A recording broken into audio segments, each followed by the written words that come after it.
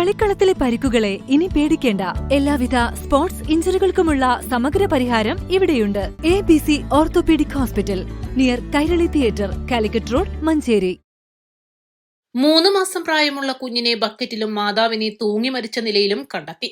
പുൽപ്പറ്റ ഒളമതിലിലാണ് നാടിനെ നടുക്കിയ സംഭവം. ആലുങ്ങാപ്പറമ്പിൽ വീട്ടിൽ മിനിയാണ് മരിച്ചത്. 45 വയസ്സായിരുന്നു. കുഞ്ഞിനെ കൊലപ്പെടുത്തിയ ശേഷം ഇവർ ജീവനൊടുക്കിയതാണെന്നാണ് പ്രാഥമിക നിഗമനം. ഇന്ന് രാവിലെ 4:30ഓടെയാണ് സംഭവം. 3 മാസം പ്രായമുള്ള ആൺകുട്ടിയെ ബക്കറ്റിൽ മുക്കി കൊലപ്പെടുത്തിയ ശേഷം മാതാവ് മിനി വീടിന് പുറത്തെ ബാത്റൂമിൽ സാരി ഉപയോഗിച്ച് തൂങ്ങി മരിച്ചെന്നാണ് കരുതുന്നത്. കുഞ്ഞിനെ കാണാത്തതിനെ തുടർന്ന് നടത്തിയ തിരച്ചിലിലാണ് ബക്കറ്റിൽ മുങ്ങിയ നിലയിൽ കണ്ടത്. പിന്നീട് മിനിയെയും തൂങ്ങിയ നിലയിൽ കണ്ടെത്തി.